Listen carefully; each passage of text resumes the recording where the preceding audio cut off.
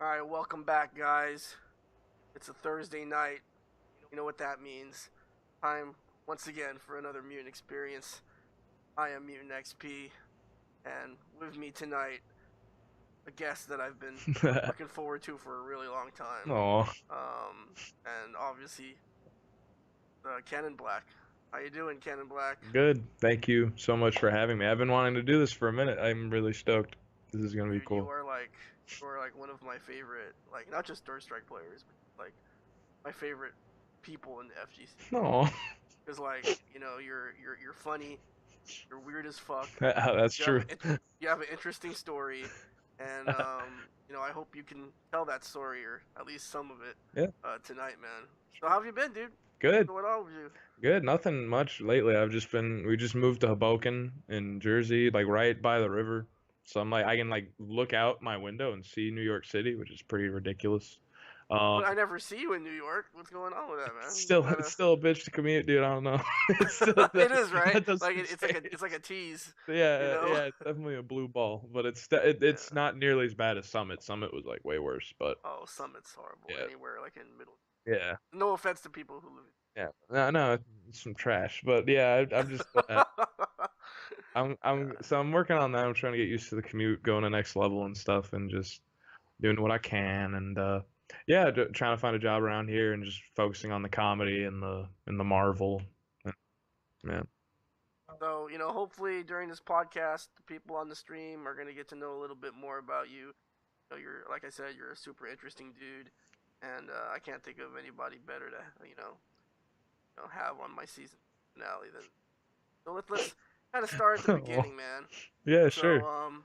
well, don't fucking cry already. It's like I'm we're just just only like a minute in, dude. I Can you get can't. your Kleenex? I can't handle it, Anthony. You're too nice.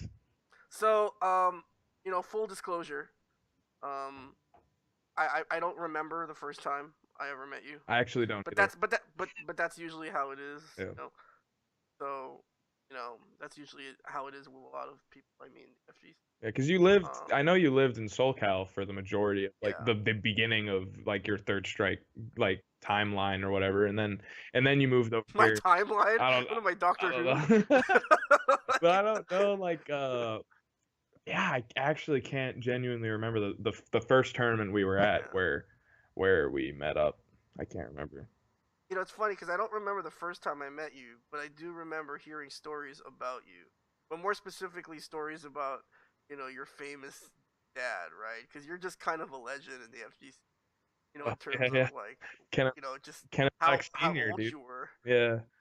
Yeah. But anyway, before we get to that, dude, let's we never really talked about how you got into like video games in general, man. So how was that like? Well, first of all, right, the stream. Well, the first thing I need to tell the stream monsters. Some people may not know this, but Keninblack just turned 16. So, Yeah. no, I'm just kidding. So But I just forever 16. Right? January 18th was my 21st birthday. I can Wow, finally drink legally. great, great. Wait, this coming November No, is no, your no. 21st? This coming Last November. January, last January was 21st. Yeah, I'm about to be awesome. 22, but it's just Oh man, funny how long I've been you're around and now you're you're fucking old now. yeah, I'm washed You're up. old. Hang But take us it up. take us from the very take us to the very beginning, man. Like, how'd you start like getting into video games? Like, where did you live? Because I know you lived around the. I know you originally were. I don't know if you were originally from the Virginia area or the Maryland area, but that's the first time I ever, like when I first heard about you. You're sort of around the Maryland area, but like, so where were you born? Where'd you grow up? I mean, Yeah, I was born and raised in Virginia during the '96 blizzard in okay. Chantilly, Virginia, which is like Northern Virginia, and I grew up with three older brothers, and we were when I was really little, we were a Sega Genesis household, and then we grew into a Nintendo household. But the first game I ever remember playing coherently, I was like three or like whatever, just it was Sonic the Bullshit. Hedgehog. You don't remember anything when you were 3 years Three old, or four, Kenan dude. I Black. swear to God, No three or way, four. dude. Yes. Come on, All right, dude. whatever. Maybe five or six. I don't know the age. I was really okay. I was little as fuck. That was my Okay. age. I was little as All fuck. right. All right. And All Sonic, right. I played Sonic the Hedgehog 2, Uh, and I just thought it was sick. I thought the music was cool. I thought The colors were cool. I liked when you went fast and did the loop and shit. I was like, I'm in there. This is sick. And then we got a Nintendo 64, and we skipped a Super Nintendo, which I had to get later on. And then I was just like a Nintendo guy. I just liked I got like a GameCube, and then like went through all the cycles, and I was just like a Nintendo fanboy or whatever, and I just like playing a lot of retro stuff later on, and that's when I found the like Screw Attack website, and that's the thing that got me into fighting games and like Third Strike and stuff. But yeah, like it started as a kid that like wanted to play retro Nintendo games, and yeah. Oh, that's pretty sick. Yeah. Did you play that Sonic Mania? It breaks You've been my on heart. that? I haven't played it yet. It looks fucking amazing. I want to It play it looks amazing, so dude. bad. I just haven't been on it, but it looks so sick. Dude, people rat on like Sonic 2, like mainly because like Yep. it would make you go through like these long mazes, get like 10 coins and shit. But I don't know. I Sonic 2 was always my favorite. I like Sonic 2. So I think the best one is Sonic 3 and Knuckles, like for sure. Like Sonic 3 and Knuckles, Yeah, and then Sonic CD is money. I like Sonic CD personally, but that requires you to have a Sega CD, which is the problem. It's like, actually, okay. Let me ask you a question because we might have to fight after if you answer wrong. all right, hit me with it. What'd you think about Sonic Spinball? You like it, Oh, right? come You on, like it. Pat. Come on. You like it. I love that I game, dude. don't, yo. I'm sorry. That game was cheeks, bro. I'm No, sorry. dude, it's so good. No, that game was some cheeks. That's that music. Are you really telling me that? I'm sorry, man. Oh my gosh, dude. Oh man. You know what? I like Sonic Spinball because it was like a change of pace. You know what I mean? Like it was kind of like it was Fun like a break platformer from the norm. turned bad pinball simulator. Cool change of pace. So how'd you get into fighting games? It's Yeah, like you know, this one's definitely a little bit longer, but I'll try to right? shorten it. It's just like so screwattack.com, big shout outs to them. They're all actually really cool people. Like when I was into it was like '06, '07. I don't really know what's going on now. I kind of like Uh-huh. delved away from that. Not because I hate them or anything. They're just as a kid growing up, I loved Screw Attack videos, and they had something called top 10 fighting games. And I Yeah. kind of like knew I like as a little kid, as a little white kid growing up in a like white neighborhood, you play Smash and you play Melee, and like I was good at like button mashing in Melee, and I like knew what Street Fighter 2 was. I got a Sega Genesis at a yard sale when we broke our old one when I was like really little, in like third grade, and we got Super Street Fighter 2 for the Genesis, and we didn't like the switching the punches and the kicks by pressing Oh my it. god. And we had a turbo controller, so we just mashed like E Honda, and that's how we beat the arcade mode. You just had like frame 100 hand slap because we had no idea what we were actually doing. But so I knew what fighting games were, and I was like, oh, cool, top 10 fighting games. This is interesting. And they had like, can't remember the order, but like Marvel 2 was number 2. This is before 4. This is like before Street Fighter 4 and that whole era. So Marvel 2 was number 2, and then number 1, they like teased it, and they were like, so you guys think this is Street Fighter 2, right? And then the screen cracks, and it's like, no. And then it shows Third Strike. I'm like, what the fuck is this? Because I had no idea what this was. I was like 11 or like 10 years old, and I just like instantly, literally, I swear to God, like as soon as I saw the game, I like fell in love. Like I was like, the animations look sick. Like they explained the parry thing to like in a casual gamer way, and I was like, that sounds sick. And like just everything about it was so cool. And then they talked about the Daigo parry because it's like a contractual obligation that if you're showing Third Strike to a casual audience, you have to bring it up or at least show it. So they did. I was like, what? And then I saw, oh my God, yeah, this is the video. Yeah, go to That's the video, right? number one, dude, is Third Strike. I don't want to see your. Yeah, Yeah, I don't want to see. Mortal Kombat. Yeah, this is all like pre-era, like 2009, so it's all like old Uh-huh. school stuff. Yeah, But dude, I love Mortal Kombat 2. I love that game so much. yeah, It was number 4. That's pretty high. yeah. All right. No, I can't. I think Guilty Gear was like number 10, some wild version of Guilty Gear. I can't Yeah. remember. I think Melee was 3. I think I remember. But yeah, so that got me into it, and then I saw the Daigo Parry video like by itself, like everybody did, and I was like, this game is fire. Like this game has to be fire. And I just Uh-huh. like would read about it, and I was an idol on SRK in like '07, and just like I just read about the game and I just wanted to like find a way to play the game, and I realized that PS2 was the best way to play the game at the time.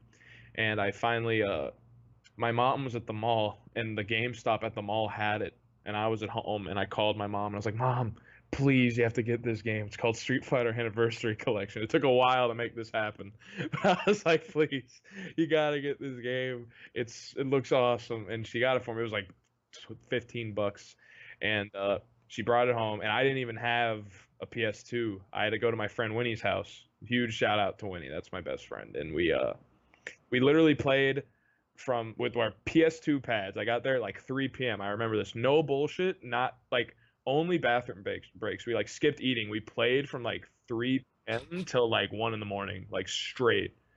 Wow. Just crack. Like none of we both sucked. None of us knew what we were doing. We were slowly figuring it out as we go along. Like, oh, if you mash the super combo really hard, it like cancels from things. Like we were literally figuring it out as we go, and just like we sucked. I played Ken and he played Ryu, and we just played for hours, and we had to stop because because we were playing on pad, like our buttons, because we would press the triggers, like our pointer fingers, like the calluses, would started bleeding, and we literally had to stop because it hurt so bad. I swear we fucking played that game so much that day.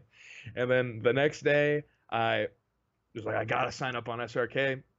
I couldn't play because my hands hurt. So I just like Men in Black was on the TV, and Ken was my main at the time, and my favorite color is black. So I was like, I'm gonna sign up as Keninblack, and that's what did it. And that's kind of like the story behind your name, right? Yep. Because you're like the American RX, because everyone knows the story behind RX's name, right? Like it's not like it's RX, but the reason it's that's his handle is because he was originally an Alex player, Oh yeah. For right? RX, yeah.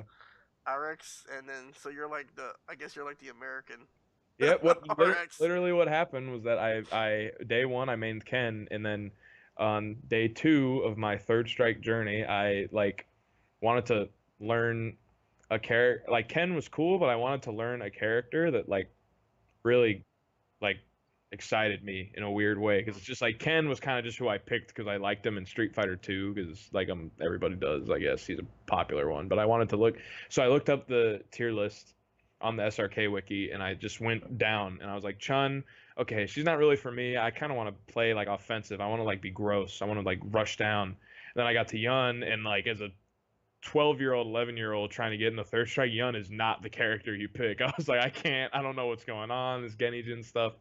Then I went to Ken. I was like, all right, and then Makoto, and I was like, this is kind of cool. And then I went to Dudley, and I remember this video exactly. It was Dudley. It was Fujiwara. It was Fujiwara versus Q player, and it's like literally just a match, and it's like not even a minute, and he just slaughters him. He just destroys him so bad, and I was just like amazed, and I was like, this is it. I have to be a Dudley player. Like this was so sick, and I haven't like looked back since. And then the second day, like after I made the name, I was a Dudley main, and it just yeah. So you in the neighborhood that you lived in at the time, um, was there a offline scene? In Chantilly, Virginia, No, right? Not really. not like in my neighborhood at all. No, the only Mm, person I could play with was my friend Winnie, and yeah. he's my best pal and my Skullgirls companion, my Marvel companion, my third. He's always been there, and he's the man. But yeah, we would play just all the time. And then, funny enough, I made my SRK account, and I was just begging. I was waiting to find a tournament that was nearby. Segue into how I got into the tournament scene. I was Mm. dying to find something near us because I knew like I kind Well, of how did you know about tournaments though? Like, in with I like just how did you know about the FGC? when I found the SRK account, I just did enough googling about Third Strike to Okay. where I found Shoryuken, and then I just went on the boards and I found that they had a tournament thing. Because they when they that top 10 for fighting games on Screw Attack, they showed the Daigo pair, so it exists. I was like, okay, this has to exist still. Like I know it's been a couple years, but it has to still be a thing in some capacity. And so they did. So I found it, and then they had the tournament area, and I was just waiting for something nearby because I kind of told my dad about it, but I didn't like tell him enough about it yet. And Sensation, it was At Well, so how old were you I when you was first discovered Third Strike? You were like like a 7, right? So nah, I was 11 years old and you were like 11. yeah, and Okay, so listen to that, guys. He was 11. Okay, and 11. I was 11 and I was like, this game looks like Heat. Like I just knew it. And so So Sensation, right? yeah, That was your so that was your first tournament. I was 12 years old. It was at the hotel in the I can't remember the name of the hotel, the brand, but it was right by the Fair Oaks Mall, which is like my local mall. It was in that same like area, and the parking lot like shared. So it was the hotel and the mall. And the Fair Mhm. Oaks Mall is the mall I grew up with. It's like 10, 15 minutes away from my house. And I told my dad about it. And I was like, look, there's this like video game tournament thing. I really want to go. It's like so close. Like, can we please go? Can we please go? We didn't get a room or anything because we could just drive back and forth because we didn't know what it was like. And I was like, please, can we go? And we did. And my dad drove us there. And this was like very low commitment. Like he had work off that weekend, and we just me, him, and Winnie went. And it was just like really funny. It was really funny. The first thing we did was walk in and Ski Sonic. It was Ski Sonic, Eric Valencia, and Perfect Sin kind of like collaboration, and they it was really interesting. They just everybody looked at us as soon as we walked in, and they were like kind of weirded out that me and Winnie were there because at the time like nobody. We were easily second to me and Winnie were the two youngest people there, and then the third youngest person there was like over the age of 20. So it was just like because this is Street Fighter 4 was the headline game, but it was on arcade. It was all the Justin was there and Combo Fiend, a bunch of West Coast players flew out to play in the Street Fighter 4 tournament, but it wasn't out on console yet. So this is before the big Street Fighter 4 boom. Third Strike was the second biggest tournament there to Street Fighter 4, and just like mad people were playing that game.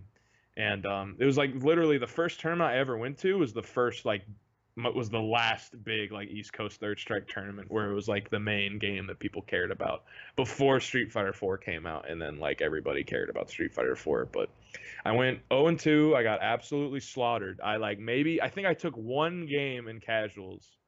That was it. I got slaughtered the whole weekend on a pad, on my dinky PS2 pad. Winnie did just as well, and we were just like I want to get better. Like this looks so fun. It looks so fun when it looks like you know what you're doing and you're understanding of the game. That's where I met Eric Kim and all those guys. And like some people were definitely like just like, oh, this is lame. Why are kids coming to this now? This kind of sucks. And then some people were like, oh, this is yeah. Some people were not into it. Some people were not into it.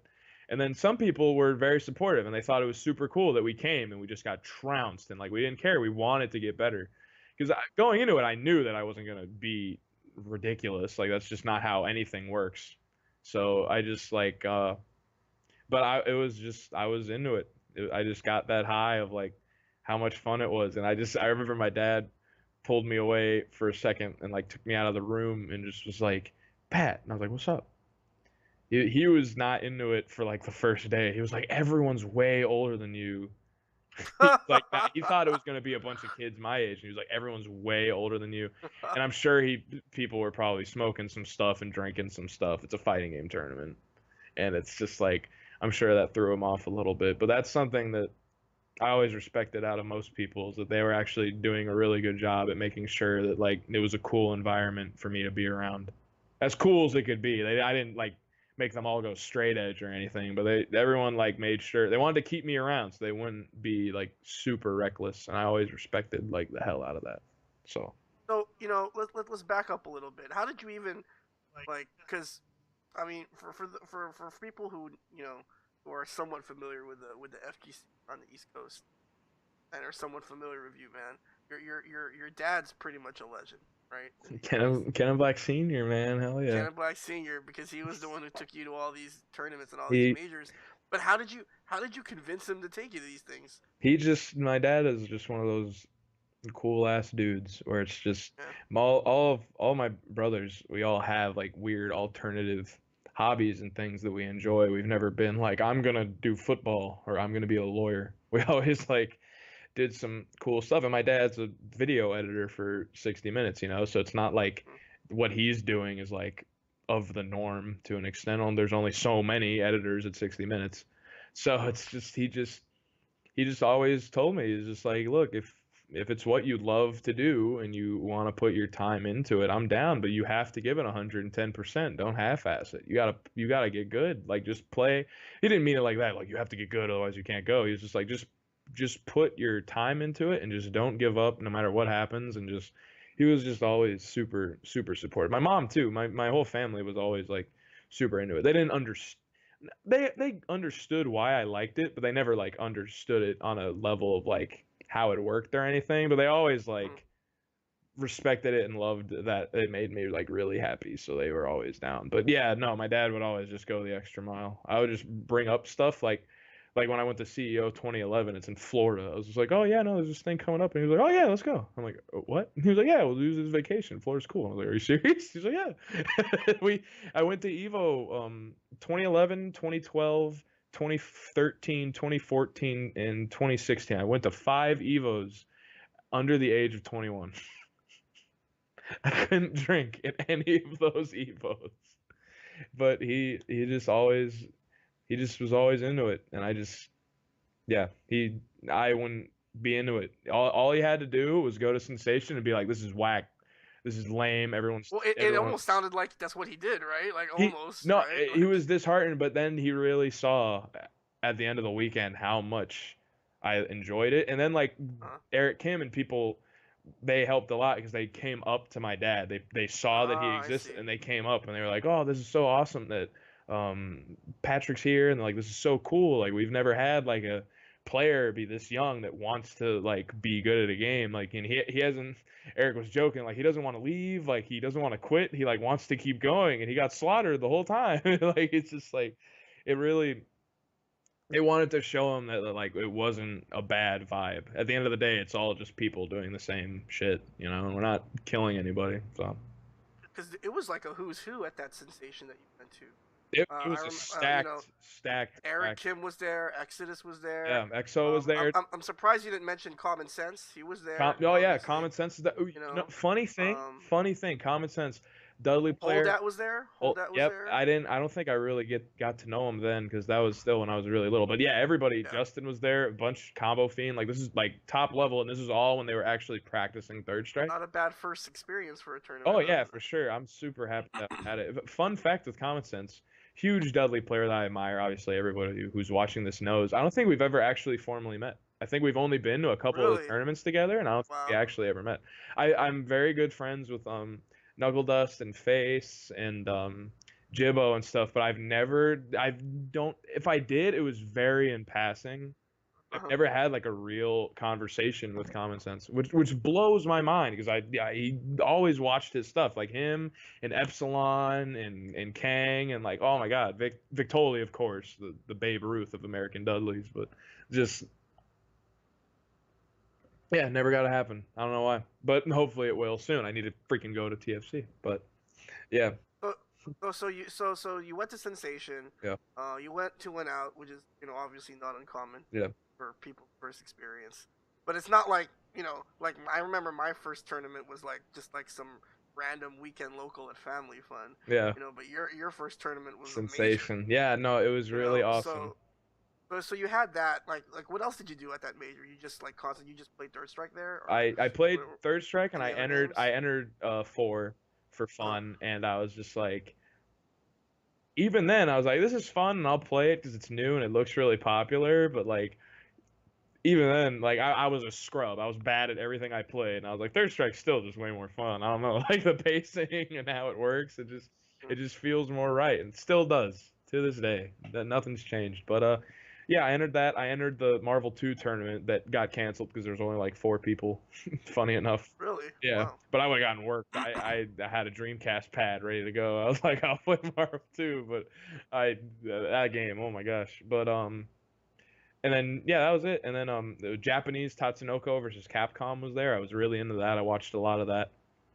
And yeah, no, I was definitely just kind of a fly on the wall trying to just soak it all in, and just like, I kind of knew about the whole like all the celebrity players. Like I knew that Justin was like the guy, and that like Gutex was a strong like Urian who's trying to do like more content based stuff and try to make things more like YouTube based and trying to be a front runner of that. And this was back in the day. This was back when he just kind of had like a vlog channel. He didn't do any of the cross counter stuff. He just kind of had like a vlog channel and just like there wasn't a stream. There was no sensation stream. It was all recorded. This is pre Twitch, pre all that stuff. But yeah, it was super. It was still probably one of the probably in my top like 10 favorite tournaments now. I just it started it all. It was awesome. I have very fond memories of that tournament for sure. So you have sensation under your belt, and obviously the experience, was a positive one, and it made you want to continue, playing Third Strike. Um, you had already mentioned people like like Eric Kim, but who were some of the other players that just kind of like took you in and sort of reached out to you and kind of because like you were saying right, like you the only person you really had to play was Vinny. So Yeah. how exactly did you get better? I You know. while I was there, I feel so bad about this. I can't remember his name. He was one of the first people that like treated me and Winnie like like companions instead of like little kids. He was an Alex player from North or South Carolina. He was I hate categorizing him like this, but he was very tall and he had dreads and he was black and he had glasses. And Oh my gosh, dude! He showed up at last year's TFC. yeah, yeah, oh my God, I can't. And he was like putting in like work and like He's strong. just Yeah. destroying people and like nobody knew who he was. I I didn't even know who he was. he's a very tall, like bulky black guy with I think glasses. Face is in the chat. And he I think Face might know his and name. I feel so bad that I can't remember who he is because he was the nicest guy and he was so cool and he taught us so much stuff like about the game, like Yeah, nuance. Ed. His I name was Ed. bro, I I cannot. don't know, I guess that's what Brian, Face said. I can't remember, dude. But Sayu Kusanagi. I can't. I love that guy. He was one of the first people. If not the first, because Eric Kim was later that day. I think he was literally the first person that went up and like talked to us and like Uh-huh. talked about Third Strike with us and like taught us about the game. I remember like it was one of those. I was so bad. I was just mashing and button mashing and we were playing and he was like playing like a sub character and he was slaughtering me and he was just like, all right, this match just try to block, just only block, like don't do anything else but block and then pick your right moments. And like I did that and I did instantly like way better, like instantly 40 times better, like just simple shit like that. He taught me like, wow, blocking is good, like because I was literally so horrendous at the game. Like he was just he was super nice and he went up and shook hands to my dad and like made sure that my dad felt comfortable and like he's a huge I haven't seen him since and it breaks my heart. I want to buy him a drink. I want to thank him. Well, you have to come to TFC next year then. That's what I'm saying. He's the man. Oh my God. He's awesome. He's super awesome. And then Eric Kim is like if I had to pick a teacher, it's him, like without question. He taught me I would not be good at this game. I would not be in the fighting games nearly as much if it wasn't for him. He helped me. He taught me about just everything, like the biggest thing that he was really good at teaching me wasn't just like mechanics, but like mental state. He would be the guy to be like, take a deep breath between every round. Don't take your hand off the stick. Like, don't think like this. It's just like, yeah, he's the worst fucking person on the planet. Everyone in North Carolina hates him. Brian, no, don't say this to me. Well, we're not from North Carolina, Yeah, Matt, so I don't. so It was like literally we'll reserve judgment. literally a decade ago. I don't know. He was nice to me, man. I don't know what to tell you. He was nice to 12-year-old me, dude. I just appreciate people who can get the crowd hype. Seem like someone who could. Yeah, well, that was another question I wanted to ask, like, because these East Coast majors, they're not exactly centers of decorum, if you know what I mean. Not at all. If you know what I mean, Pat. So Not like, at all. how did your dad just kind of like take that all in? I mean, because I'm sure it was just as new of an experience as it was for you. But Yeah. like, how did he like? Did he say anything to you? Like, because I'm sure like He definitely brought it up. He always like he's not dumb. He knew what was yeah. happening. It was like at the end of the night and stuff. But like for No, but like just like during like the matches in the game, like how loud it is, oh no, he how loves hyped that. people get. No, Oh, he's into okay, that. Yeah, he just thinks yeah, of it like a he was fun. sporting event. He's just like, Oh, why? okay, Yeah, if we all watched basketball and no one got excited, what's the yeah, point, right? Like he yeah, totally loves that whole aspect of okay. it. Yeah. But it was just kind of like the Yeah, after tournament stuff, yeah, right? it's that stuff where he was just like he never hated it and he was never like make sure that like they're not doing it around you. But he would just be like just don't be stupid and like if shit gets a little out of whack cuz I was a liability. I was a walking liability. Yeah, Like at every hotel room if they're like smoking and drinking in the hotel room, I'm 14 years old. If a cop comes here, it's rough. But nothing like that ever happened because I would mind my P's and Q's. I would be like, this room is gonna get like shut down. I'm gonna leave. Or like, all right, this room's cool. I never like was looking for trouble or anything because I wanted to keep going to these things. So I wasn't like trying to like get in trouble and stop going to them because I loved these tournaments so goddamn much that I would do anything to stay at them, even if it means like you have to be back at the hotel like asleep by 3 or 2. Like I don't care. I just loved the day part of the tournaments when I was little. That yeah, and now that I'm older, the night part is just as awesome. So it worked out. sorry. Before we go to our first break, Pat, I just wanted to ask you a quick question. Hmm. Think like let's just imagine that no, let's just imagine like alternate dimension, and you were 11 years old, 2017. You think it would have been easier for you to get into the FGC now, or do you think back then? I What do probably you think easier now. for people who are younger and Yeah, like in terms of finding it, yeah, because now it's a little yeah, more mainstream and like mm-hmm, we're in the kiddie pool of esports. So like people are more aware that it exists.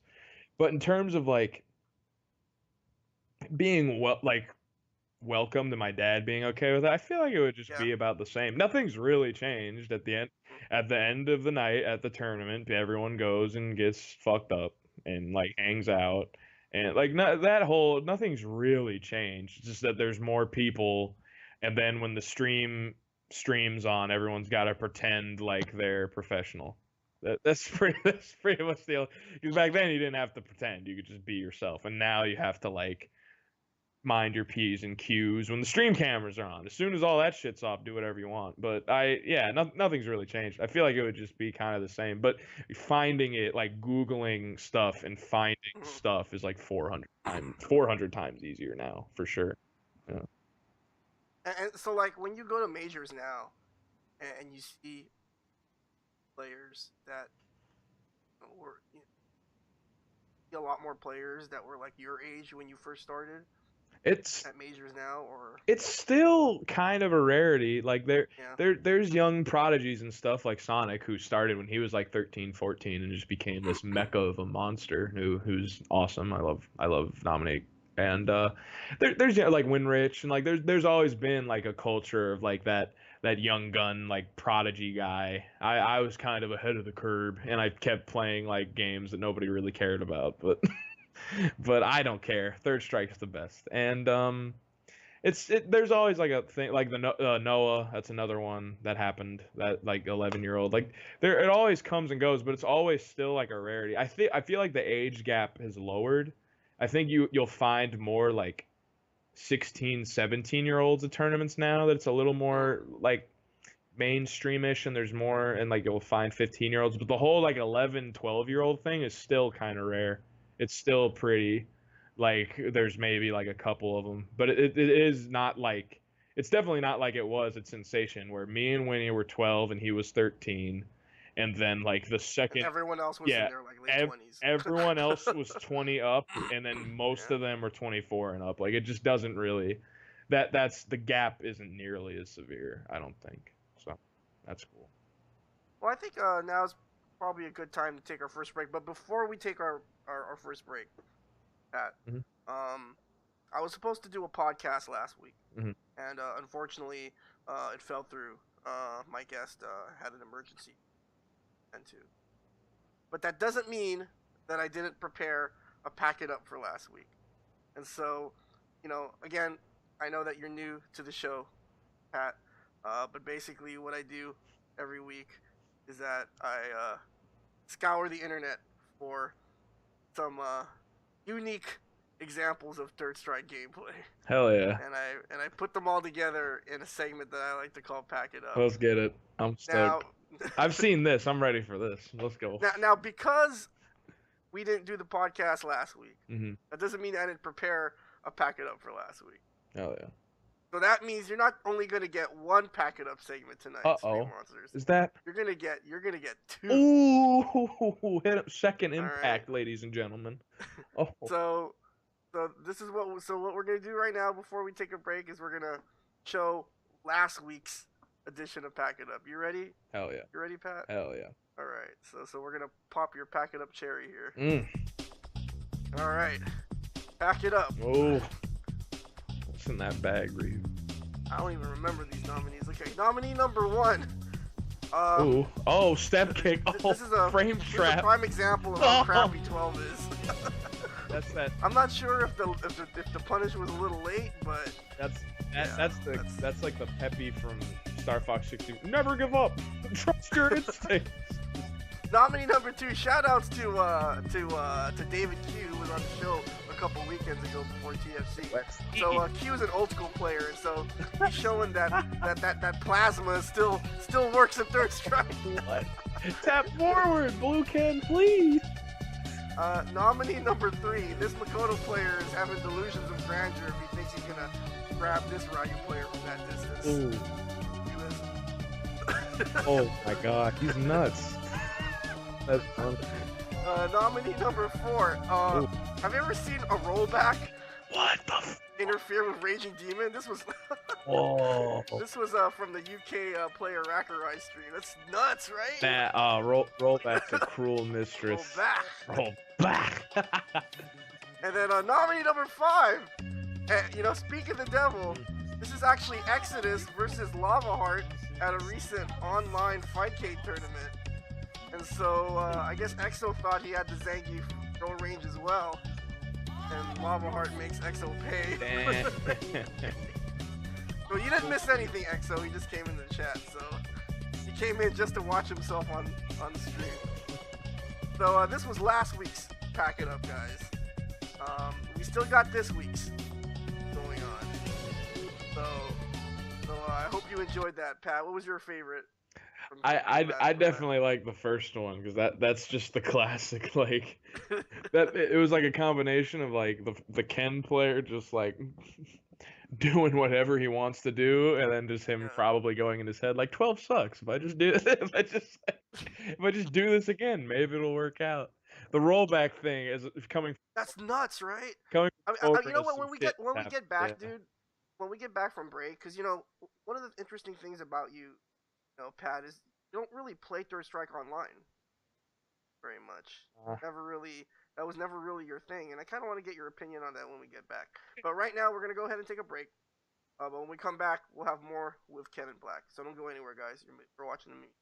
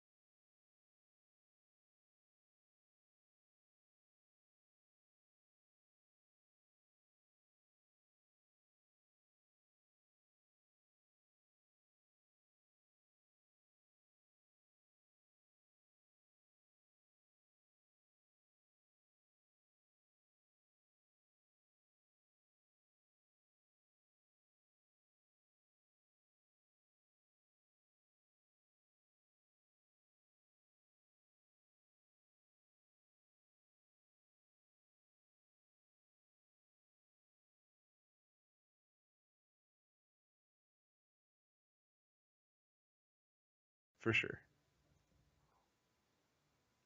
All right, guys, welcome back to the Mutant Experience. Tonight, I have as my guest the uh, the original Third Strike Doogie Howser child prodigy, Keninblack.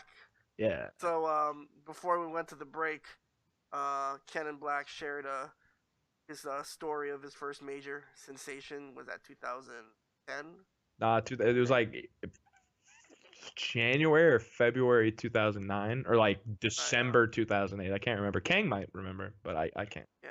And I'm pretty sure Kang was there Yeah, too. Kang was definitely there. Yeah. So let's kind of go back to so you went to Sensation. Hmm. You really like Third Strike. You want to get better. But obviously you don't really have anyone to play. One of the things that I noticed, just kind of, having known you for a while, Pat, is that you don't really play online. Nope. I just I don't know. I just found when I was at Sensation, I went to people would tell me about C3, which is the local at the time where they had monthlies, and that was pretty much it. Xanadu was kind of starting out, and I was slowly building, but this was a little bit before Xanadu, but back when it was a regular thing. So it was kind of just C3 monthlies, and then like a couple weeklies that were too far away for me. And So who ran the C3 monthlies? Because Eric I'm not really Eric too V familiar. at the time, Eric V. Okay. But yeah, And where was C3? C3 was in. it was in Ashburn, Virginia, so it was Okay. like maybe 20 minutes away from where I lived. So that was a good place to go because Street Fighter 4 like just came out. It was really popping, and then Third Strike was there, and it was small. Virginia, Maryland was small and dedicated at the time. Kang didn't go to anything at this period in time. He went to like the first C3 I was at, and then no, you did. You didn't go to C3 ever. Get out of here. You Uh-oh. did not Uh-oh. go to C3 Uh-oh. during that time. You went. Alternative facts. I guess. You no. You went Fake during news. back when C3 was popping before I was playing. In the Street Fighter 4 era, Uh-oh. you did. You never win. Don't tell me that Fake you news. win. You Okay. didn't. But it was like me, Seiko, Eric Kim, and just a bunch of people. So Hmm. but yeah, no, we just made do with what we had, and I just made sure to always play. And then Bobby's World, Bobby's World was an awesome. Shout out to Bobby, he's the man. He that was a huge part. He literally like had a bunch of candy cabs like Hmm. upstairs in a room in his house, and he just hosted and just let people come to his house, and we'd play, and he just had hard arcade Japanese Third Strike, and we were just like, all right, yeah, sounds sounds good. And like we always would go and just play arcade Third Strike for hours, and it was awesome. He's the man. But yeah, I heard about the local scene, and I just always played locally. And back in the day, I couldn't set up GGPO. I was a stupid little 12, 13-year-old that had no idea how port forwarding even fucking worked. So I was like, all right, I'm not gonna bother. And I tried it at my friend's house once, and I was like, I don't know. But Yeah. I've just never really liked it. I know it's a tool. I'm not saying it's worthless. I've just like I always just take it like casual. I'll play it. My biggest reason I use it is whenever I have a friend that like wants to learn Third Strike, and Hmm. like they're far away but are like connections good, then I'll like play them on Fightcade and just like play sub characters and stuff. But I'll like try to I'll teach them the game that way it can like help them out. But I would never like play Dudley on it or like care or anything. I'll play like Ken, Oro, and like Necro and stuff. But I can't. I've never played online and cared ever, and I'd never really want to. It just it's one of those games where like Third Strike is such a beautiful game in the sense that like it's so perfect offline, and that even with online, like it's an amazing netcode. GGPO is flawless. It's really, really strong. It's just the way Third Strike works as a game, there's just a disconnect between like playing it online and offline. Like it's just a disconnect. No matter how good the in my eyes, like no matter how good the ping is, like there's always like it's just like a little off, and that it just bums me out because when it's on, it's just the best game ever. So I don't know, but it's fun. Online's fun. You just fuck around, fuck it. You can just play with your friends. But yeah, I don't know. I've just never like been like, oh, I need to play online Third Strike all the time. I was lucky enough to where I was always in a position to where I could just like play people around me. Hmm. So I didn't like live in Missouri, you know. I like lived in like an area like I could. Nothing wrong with the people who live in Yeah, Missouri, though. You shout know, out to Missouri, but if like, you live in Missouri and you play Third Strike, you know. yeah, but like I can at least like I always was able to find competition that was very strong that I could play. Uh-huh. So yeah, and then Dolestown, I remember I took a trip down there one time, up there one time. That was fucking awesome. But yeah, no, offline. Yeah. Yeah. So I mean, you kind of didn't really need online. Yeah. You know, you had a lot of venues, you had a lot of avenues to play and stuff. Um. So let's go back to Dudley. You know, like you said in the first segment, you started out with Ken. A lot of players start out with Ken. You know, I started out with Ken. Yeah. So you know, can you tell us a little bit about you know, what you learned in terms of, you know, picking up Dudley and, you know, learning the game? Because you know, it's something that I think people don't talk about enough when it comes to Third Strike. Is I think obviously your and maybe they don't talk about it because maybe it's just obvious to everyone else but me. But like, I think the way you learn the game is obviously affected by the main that you choose, Oh yeah, right? 100%. Yeah. You know, but like, so that it's like it's one of those points where like it sounds obvious, but we don't really think about it. You know Yeah. what I mean? Like, we don't really think about how, like, okay, you know, if I say for example picked up Third Strike, and the first character that I grew attached to was like Makoto. Yeah. How does that, you know, how is that sort of changed the way that I learned the game, Yeah. develop my habits? So like, picked up Dudley, and again, like, you know, you picked up Dudley because of, you kind of watched the YouTube videos and you thought he was really everything. But Fujiwara, man. Fujiwara made him look. yeah. I know Kokujin is the best Dudley, but Fujiwara is like the sickest. He always. I felt like he always played to just be sick. Oh my god, they're the best. Oh my god, Kokujin and Fujiwara.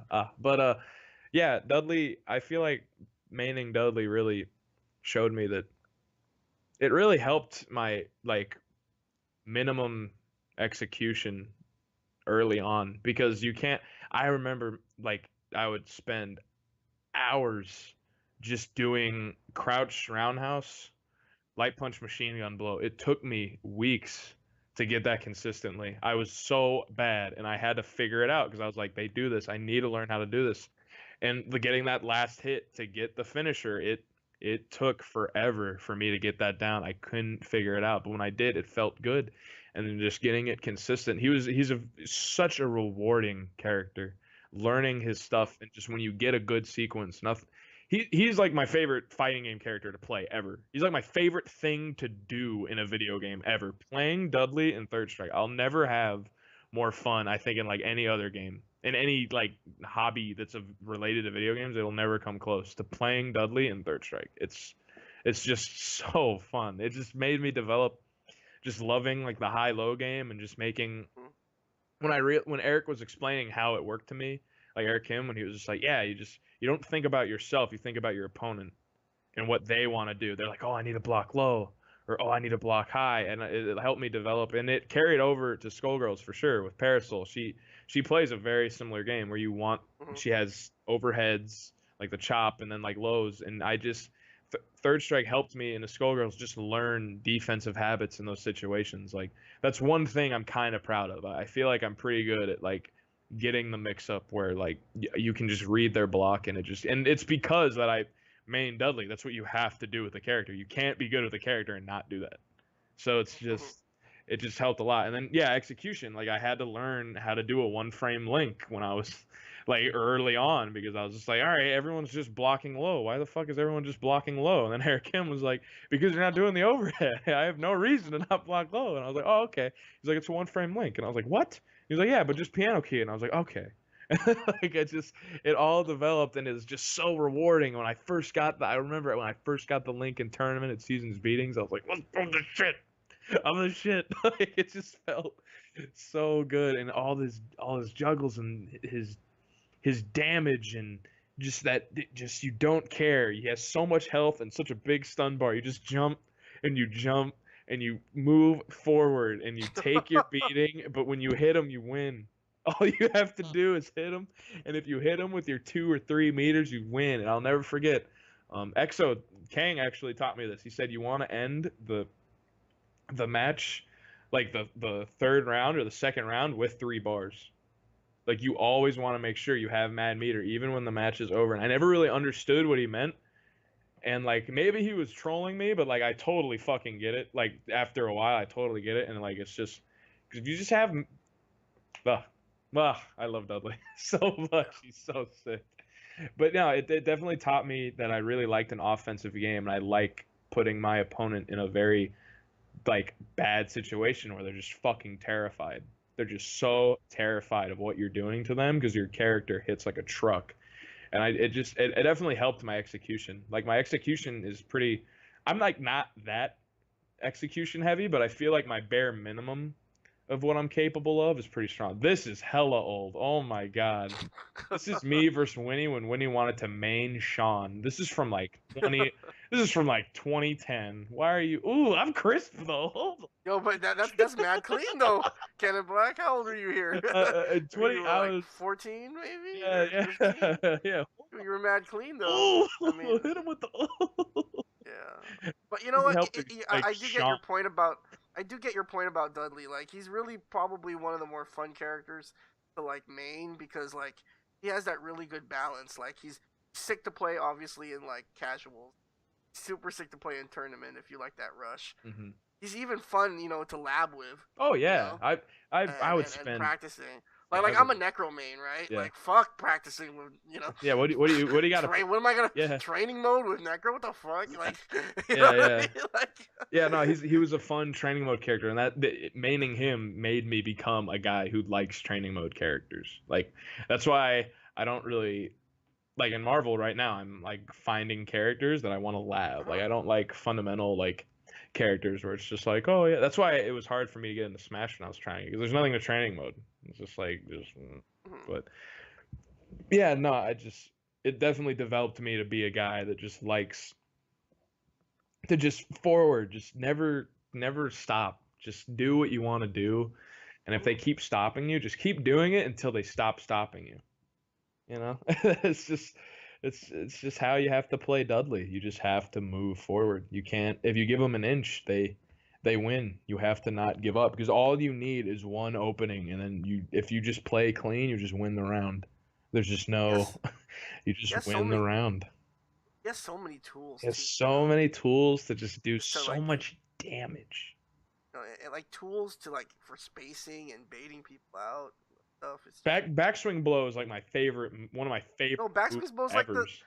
I think backspace bow's like the third best special move in the Probably it's up there for probably behind sure. Shoryu and It Kara and does stuff. so much damage. It's safe on block. It's like, oh my god. Or like maybe is it safe on like maybe super revert, but mostly safe on block. And then it's just like I remember like the Keninblack. You do Yes. the universal overhead, and then you backswing blow because everyone mashes throw after that, and it works every The time. Cannon Black. And then the Keninblack 2.0, and I got like a little better, and I'm really proud of. People started calling this the Keninblack, which is how you know I'm proud of it because I didn't actually start doing it. I would hit someone in the air, it would be an air to air, and I would do like a jump fierce, and they parry it, and then we land. And after a parry, when you land, that person's always matching throw if they air parry. I fucking backswing blow and it hits every time and it feels so Yeah. good. That's the Cannon Black 2.0. Hell yeah, yeah. I can't believe you found this is like capture card footage from my basement. I'm like, Dude, this looks better than some streams I see still, you know, so. Oh, or, what's this on PS2? yep, yes, PS2, right? definitely PS2. Oh, don't pee on him. Oh, oh. Oh my god. Poor Winnie.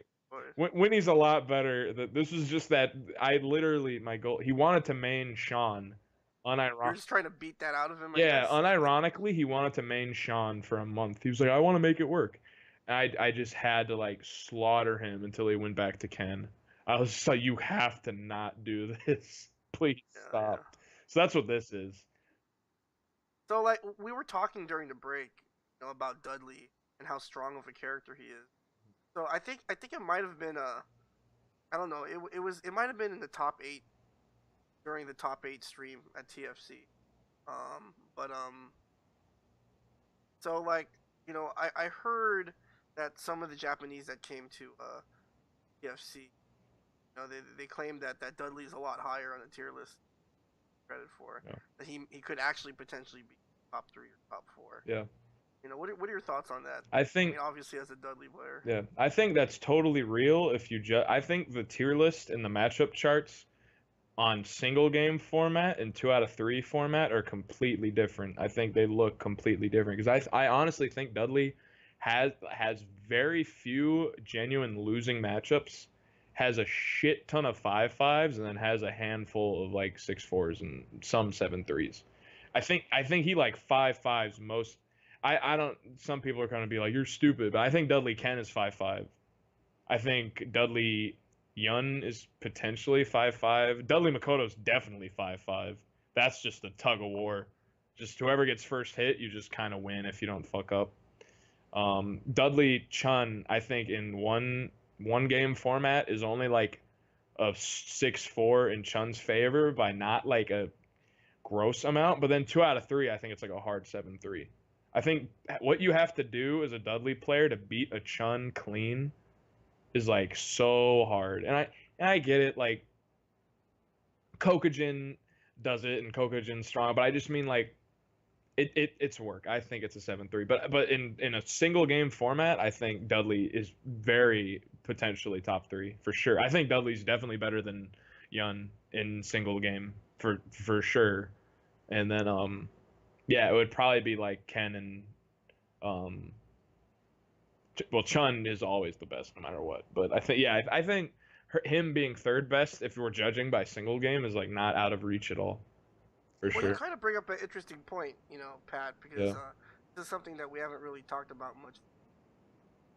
Hmm. But would you say that certain games are designed to play a certain format? Like certain games are just like sort of built for one format over Yeah. the other? I don't know if it's Because like, because you were necessarily about. Oh, go ahead. Sorry.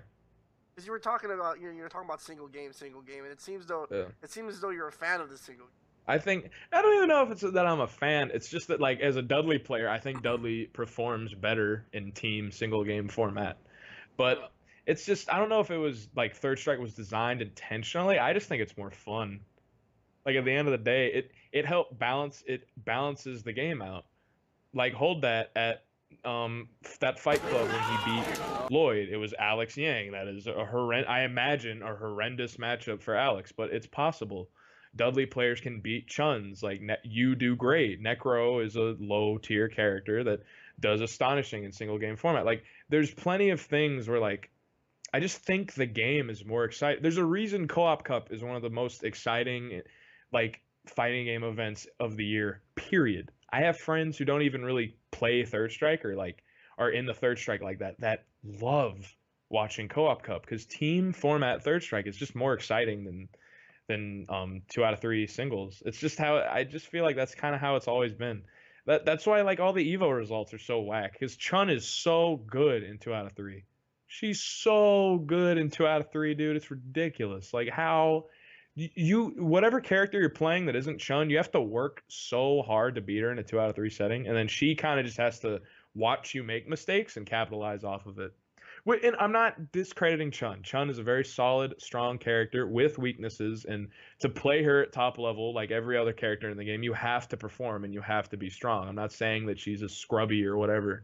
It's just that she is her style of play helps her out in 2 out of 3 way more than the He's other built for the characters. grind. Yeah, but with in one character, I mean in one game format, it changes everything. A bunch of characters can come back at her. She still is an impenetrable force, a brick wall, but you can stop it in a single game. You can make things happen, and she doesn't have to. I've just always felt that way. I'm sure people disagree, and I'm sure there's people who think that singles 2 out of 3 is more exciting. But I don't know. There's a reason Co-op Cup is the shit. Well, it's funny that you say that, Pat, because like you're right. Whenever Co-op Cup comes around, People love suddenly there are so many Third Third Strike Yeah, people fans that that you love didn't know. Third Strike. Yeah. right? That's you getting hype at the first Fight Club, playing Colin. Oh But yeah. so there are fans, but in terms of trying to, because like, in terms of trying to change, the standard here in America, I mean, is what would you have to do, like, I don't. because obviously, we've been focusing on singles Yeah. and singles. I mean, like, just even with the esports thing, right? Like, that's always what I found so curious about fighting games and esports, because like Yeah. the majority of esports, right, they're team games, right? Yeah. The ones that make bank, right? Yeah. Then fighting games, Most it's of them like are one team v games. one. Yeah, and then fighting games, it's like one person, Yeah. like I one think v one. I think for new games they're more designed for single. I think all the old school Street Fighter games are more exciting in teams. I don't think it's just Third Yeah. Strike. I think ST's way more Oh, fun Estes hella in Vampire teams. Savior. VSAV's awesome in teams. VSAV's cool in singles too, but like I think Yeah. VSAV's amazing in teams. I think ST's amazing in teams. I think all the alpha games are amazing in teams. I think Third Strike is amazing in teams. It never ends. And just But I just think how would you get like TOs and stuff to just kind of go okay, like, because it's it wouldn't be like that we hard because it's just like there's not that many American Third Strike tournaments where like everyone's like we have to attend. It's just like it's literally just TFC because NEC is a team tournament now, and that's awesome. I think that's super sick. And TFC has a team tournament, but I would definitely love if we focused, excuse me, more on the team aspect of it. But as long as we keep having it, it's not the end of the world. Like I'm not saying that singles is a garbage format, that 2 out of 3 is a terrible format for this game and it's unplayable. It's still Third Strike on a cabinet at the end of the day, no, so but it's you have awesome. a point though there, Ken. It's almost like, obviously I wasn't at TFC this year, and neither was you. But I mean, just for speaking from my own experience from maybe last year's TFC, just other tournaments and majors I've been to with Third Strike, it almost feels like the Third Strike players. It's like, I mean, it's different, right? Like, it's Yeah. different for, like, say for example, you're new, and you want to get better, and you want to, and you want to sort of test yourself against That's competition. the Then problem. that Yeah. singles helps, right? Yeah. But I do feel as though it's like more and more, like, as you become better and better at the game, it's like singles becomes almost like a chore that you have to do Yeah. to get to teams. You know what I mean? It's almost like Yeah. I feel like, yeah, that's the problem, is that it definitely minimizes getting new players into it because it's and face brings up a really great yeah, point. Just exactly. the logistics of it. Yeah. Like, how do you? It's hard to bring in new players for a team event for sure. And that is genuinely a problem, and I get why we have But the singles. thing is, Yeah. you did address that though, right? Ken, right, Pat? Because this year's TFC, I Yeah. mean, there were like 90 people who registered. Mhm. Okay, and so of those 90 players, I guess the question is, could you get that many players if it was just team? Like, and On how would you even work that? for the US scene, it'd be tough and impossible probably, but it's just one of those things where it's just um see, that's what I agree. I think Brian's got it 100%. I think you should rock both, but I think next year we should market it to where teams is the thing to get excited about and make teams the focus and still But have. how can you do that when, like, when TOs, like, like, shout outs to Big E, but did you see the announcement he made like a few days ago, Yeah. where he said that if Third Strike gets 128 players at next year's TFC, he's gonna add $2,000 Yeah. That to the that pot. is tough, Like, it's but you it's it's, should it's kind of hard to, it's whoever's kind of hard to go, TOing, hey. yeah, whoever's TOing Third Strike that's working with Big E. I'm once again not telling them how to do their job. Everybody should do what they want to do, but No, but you have an I opinion. think You can share your opinion. yeah, There's nothing I wrong with think it should just be the thing where you just like just maybe tell them like, look, if we get 128 people in terms of teams, so what is that math? That's three. I'm terrible at math. That's whatever. However many teams equals 128 people. If you get that amount it. of people for teams pre-reg, because now Smash GG lets you, like you said earlier, it Yeah, lets you that's the thing. pre-reg Smash, teams. yeah, So yeah. so Smash, you it's can sign up as a team. yeah, Yeah. so it's not you can figure out the logistics. Smash players do it. Like plenty of other people like do it. So I don't think it's impossible. It's just tough, especially like with like it definitely is hard for new players. It's more fun for players who because like me and Hold That are static team partners. If Matt is at a team tournament, he's the first person I want to team with. I don't care if Kokagen's there. I don't care if Kuroda, KO, and Boss are there, and they want to team with me for whatever reason. If Hold That is there, I'm teaming with him first, and we'll figure out the third person because we have this amazing chemistry where I just feel like we both play better when we're on each other's like back supporting. And I think that's always just been the case. Things just kind of happen. But it's just one of those things where like new players don't have that. They're trying to be in the third strike community. It's hard for them. And it's weird if you just like if you're a new guy and you just team with two other new guys you've never really met before. It's not nearly as fun. Where like the American Co-op Cup team where it was like Gavin, Frankie, Lloyd, Hold That. It's like fun because they're brothers, and they just it's a different experience. But building towards that is what makes it amazing. So which is why Co-op Cup's such a fucking amazing event because it's just like people will just team up and like they'll get all their friends together and it's just like it's a real event. It's not a third strike tournament. It is like an event, and that's what's so sick about it. And I think TFC could definitely replicate that if we just marketed it and turned it around a different because even then like these casual or like new third strike players, even they know like you like they know about Co-op Cup. Like people I know that got into Street Fighter through Street Fighter 5 or not even 09ers, they're like 2015ers, 2014ers. They love Co-op Cup. They've played less than 20 games of Third Strike in their life, but they love watching Co-op Cup. They will watch the whole Co-op Cup that whole freaking weekend. They love watching it. So I feel like even explaining it to them that they want to focus more on teams, I feel like newcomers would be like, yeah, I get that. This game is fucking sick in teams, but I'm not saying singles is ruining the game. I just think that teams is. I feel like this it's slowly becoming objective. It's just Well, more exciting. I don't know, but we'll see. just from personal experience, because obviously I helped to run JAMA City last year at NEC, and for the people who attended, it seemed like everyone had a really good time. But it's no surprise that particularly for Third Strike, last year at NEC, the attendance was low. Yeah. Obviously, because we were just coming off the heels of TFC. But I think the biggest reason why it was so low is because we didn't really have a sort of a logistics, or we didn't have a mechanism Yeah. for people to sign up and with teams. You know what I mean? Yeah. Like no one could pre-register because we weren't using Smash yet. Yeah. I think now with You know, Smash GG it would be a step in the right direction, but it's still. I'm not saying and I like. and I understand, like, Yeah. there are players that go to these events, but like remember at JAMA City, there were a lot of free agents, and they were cool with teaming with people. For sure. They Yeah. were, and I think with a new player, I mean, there's pros and cons, right? But To I both. just Yeah. feel For like sure. sometimes singles can get really lonely, especially if you're just like kind of alone. Yeah. And I think that's why it's important that I think just moving forward, the events, Yeah.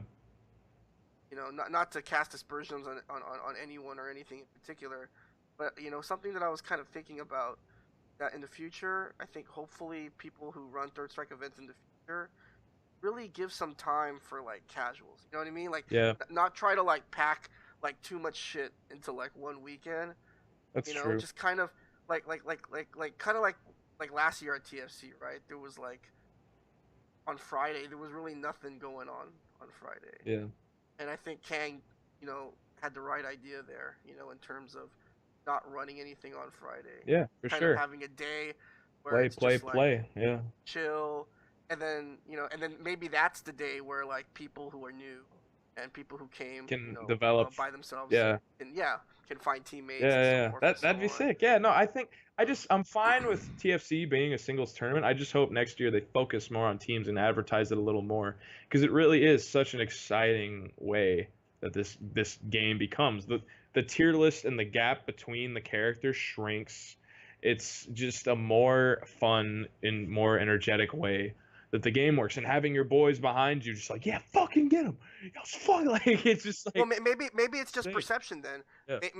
Maybe rather than stream like top 8 in singles, right? Stream top Maybe four rather than teams. top 4 teams, Yeah. right? As opposed to streaming, top 8 in singles. Yeah. You know, just kind of Yeah. trying to shift the And it perception. doesn't even take that much longer because it kind of Well, teams is hella fast. yeah, this game's kind of fast, so it's just Remember, there's less waiting in teams yeah, than there is in exactly. singles. Yeah, so it's just like I feel like it's not. It wouldn't make it. I think you could run top 8 teams at TFC stream, and I think it would be more players would show up, more personalities, more characters. More people would get stream Yeah, time. more characters. You know, I think it would be more really character sick. variety. But I'm not telling people how to do their job. TFC ran great this year. Japanese players came. It was a beautiful thing. The stream was amazing. The audience, I saw the crowd on the stream. It was the biggest audience at that tournament. Yeah. The other games didn't come fucking close. Like Marvel and Street Fighter and Tekken, Third Strike had the biggest crowd there. And clearly they got it right. Like I'm not saying that what they're doing sucks. I'm just saying that like I just hope that they focus a little bit more on teams and give it a little bit more shine, because I personally think that it's a way more exhilarating way to play, watch, and be a part of the game. But it's out of our hands. It's I'm out of our hands. We're just innocent bystanders. Yeah. Just kind of giving our 2 cents. And pre-co-op cup, I hope that sticks around because that's always fun. Same character, that's pretty sick. 5v5 is forever fucking awesome. I fucking hate that I wasn't on the Dudley team. Next year I have to go to be on the Dudley team. Yeah. All right. Well, so I think now is a good time to take our second break. But you know, Pat, when I said that tonight we were gonna get a twofer in terms of pack it up segments. Hit him with a twofer. I actually lied. Oh. It's actually we're gonna have 3 different pack it ups. Oh, ladies and gentlemen. So seeing as this is the season finale, and you know, just out of complete honesty, you know, because I know there are some people who are watching that, you know, there are actually some people who actually watch my podcast that are not Keninblack. I just wanted to kind of be honest with them in terms of the future of the Mutant XPerience. You know, I'm not really sure when the next season is going to debut. That's fair. You know, this will be my last podcast for a while, and I'm not really sure exactly when I'm going to pick it back up. Mm-hmm. And so I felt like I needed to do this. So a couple of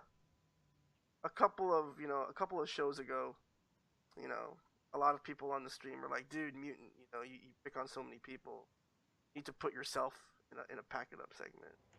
Oh, hell yeah. And I was like, dude, it's my fucking show, dude. Why would I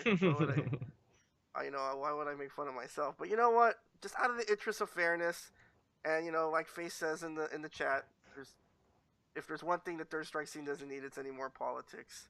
Yeah, you know for what? sure. I'm gonna give the people what they want. Oh yeah. And so, you know, this was kind of difficult considering I've played the game for like 50 years, and so like, you know, there's quite a few lowlights of me out there.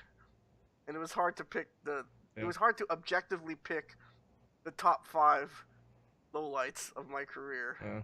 But I think I may have done it. I think that's I may have that's succeeded. fire if you got this. This is gonna be funny. So before we go on the break, guys, you guys asked for it.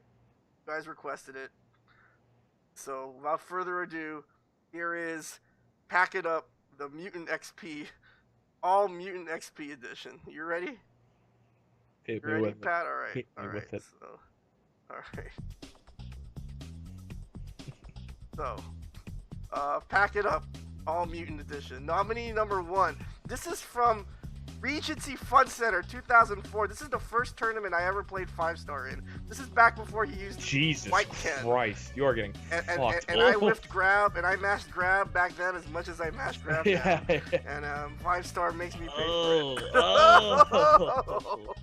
Nominee number 2. You remember New York, the Guard Crush series? The Guard Crush tournament series? Yeah. Well, after Ahmed beat me in losers final with that flip kick, we now call the move the Guard Crush. All because he hit me with this random ass shit. Ahmed always breaks out some To this day, the random ass shit. Ahmed always finds a way to sneak in some wild ass shit.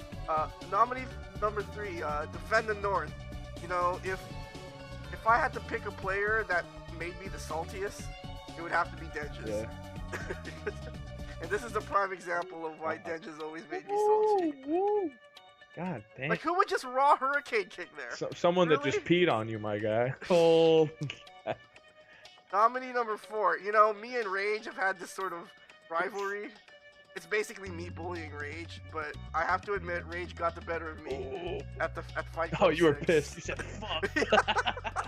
You said fuck. And and I think Rage just kind of, you know, he Said fuck. Hell yeah. And nominee number 5. I don't know why I fuck up post stun combos. That's just what I do. You know. You do the hard one. I don't know why you do the. Just do the easy one. That is the easy one. The fucking Not the force spin hooks. That's the hard one. Easy. Just do back roundhouse. Back roundhouse is hard. But this one I just have no explanation for. This was in top 8 and just I swear I pressed a button and I remember watching that on stream. I was like, oh no, Anthony, what is you doing, baby? Oh no, baby. Oh no. He made you eat shit for that. Yeah, so there's my there's my career retrospective. Oh, mine would be gross too. That's my career retrospective in the span of 2 minutes. God damn. That's what I'll be remembered for. Oh yeah. My Third Strike career, you know. Oh. If I never show up on Twitch again, that'll be that'll be my career. That's my career retrospective right there. So anyway, guys, we're gonna take our final break. But when we come back, we're gonna talk a little bit more Third Strike, and you know, also talk about some other games because you know, Keninblack, you're also quite prolific in another game that you just mentioned a few minutes ago, which is Gold Girls. Yeah. Which incidentally was created by a Third Strike player. Hell yeah. You know? Let's go, Mike. You know, so we'll talk a little bit about that, and then obviously, you know, we'll show this week's pack it up as well. So don't go anywhere, guys. We'll be back with more Mutant XPerience.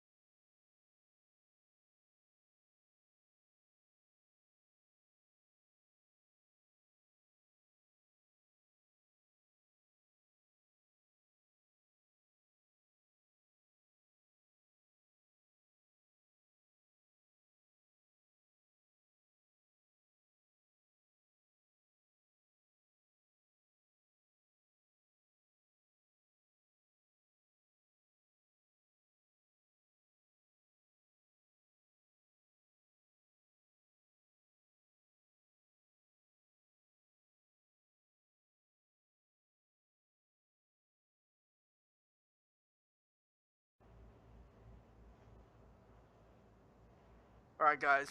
Welcome back to the Mutant XPerience. My guest tonight is none other than Keninblack. I So, Pat, um, do you have any like stories or any favorite like memories of obviously growing up, in the FGC?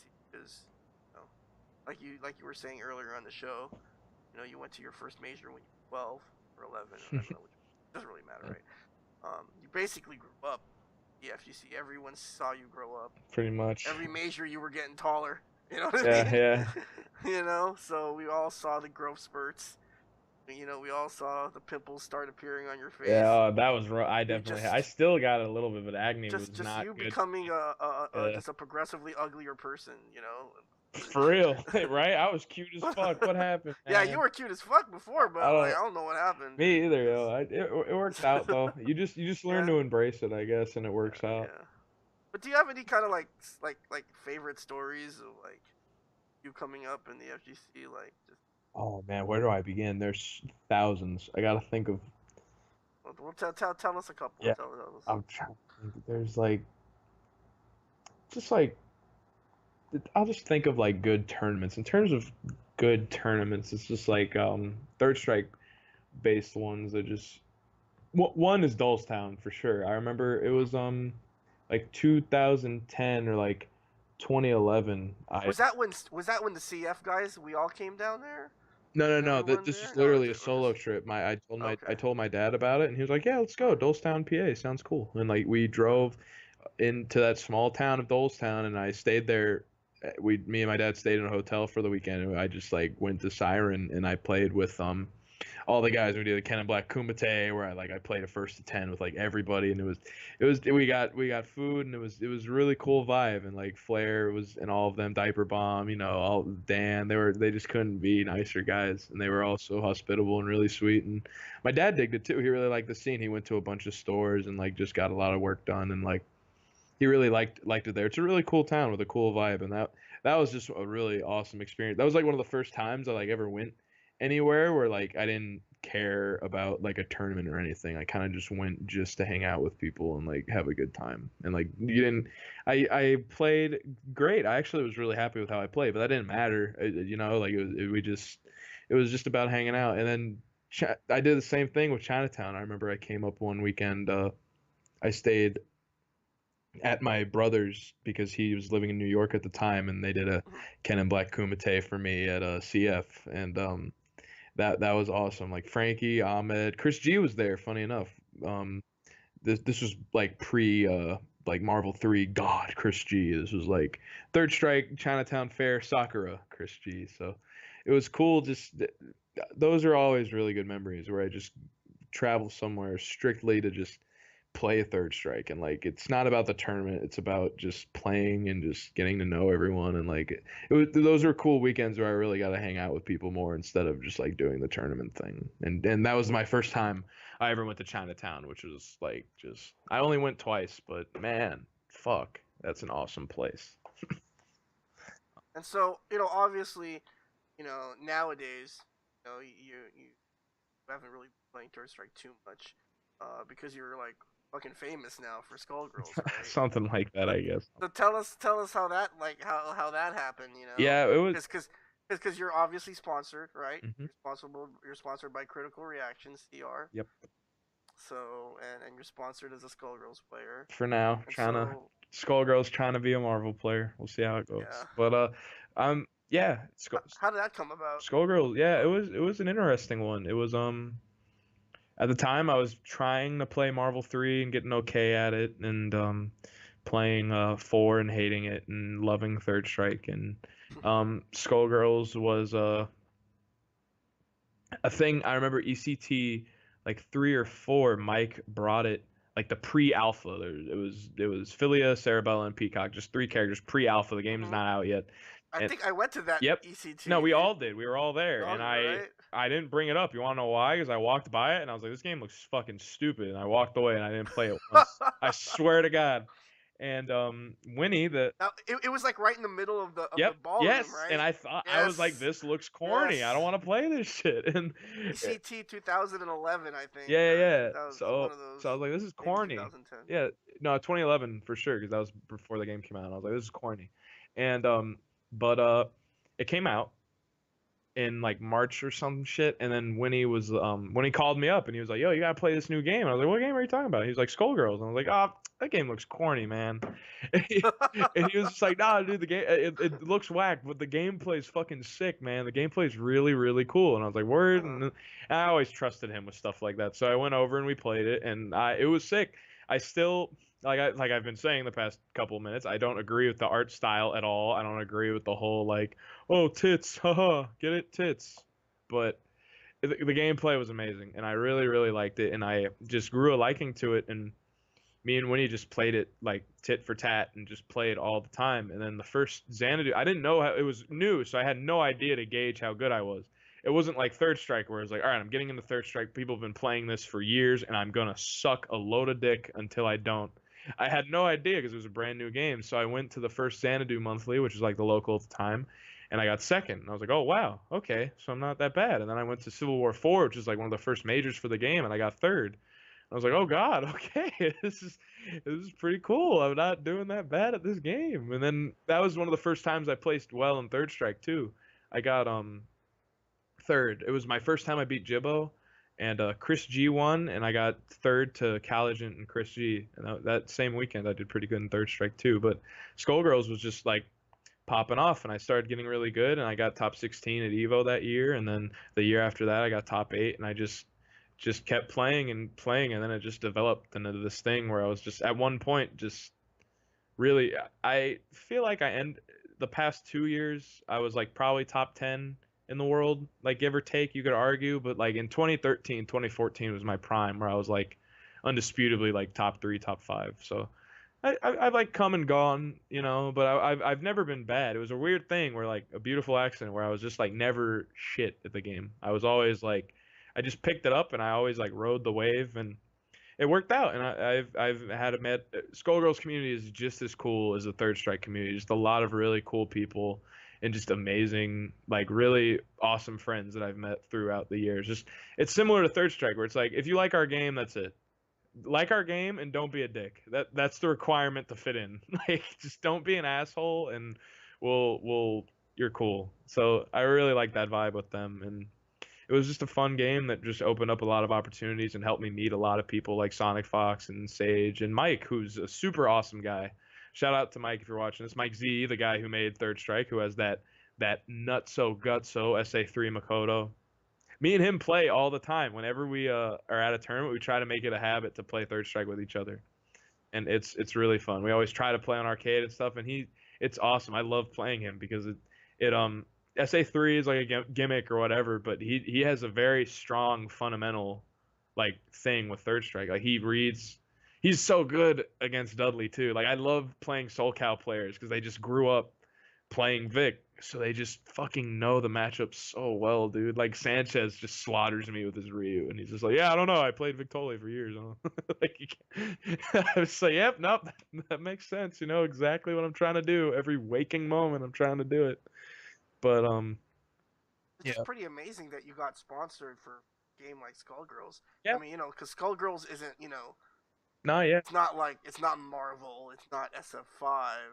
yeah, yeah, no, it Like a lot of opportunities, and of course it's like it's an awesome sponsor, and I love them so much, and they're super cool, and like they couldn't be nicer to me. Much love to Chase and all of them, but obviously it's not like I'm getting a 6-figure salary every month or oh no, yeah, I crazy understand, yeah. shit, but they're just really supportive, and they're great, and they help out, and I get a cool ass jersey, and they're just super nice, and they just help whenever they can and whenever I need it, and I really appreciate them for that. So yeah, no, it's opened a lot of really cool doors, and I just want to see where it goes. But right now, I'm definitely just trying to pursue Marvel and kind of take a break from SG, because SG after Combo Breaker is kind of falling off a little bit.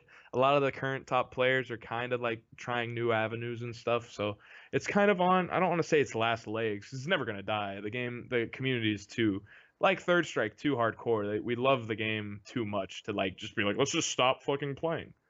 But I'm taking a break right now. But I love that game so much. Not as much as Third Strike, but Third Strike's my favorite game of all time. Like free. None of this. I wouldn't like Skullgirls if it wasn't for me liking Third Strike.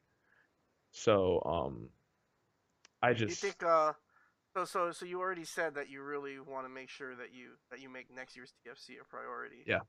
Um, obviously we talked a little bit about Co-op Cup earlier on the show. Any desire to ever bring the Keninblack to Man, Japan? I'd love to. I'd give anything. I'd give anything to go just one time. Yeah. Just one time to be a part of the Well, US Evo team. Japan is happening. I mean, Nah, I can't do either.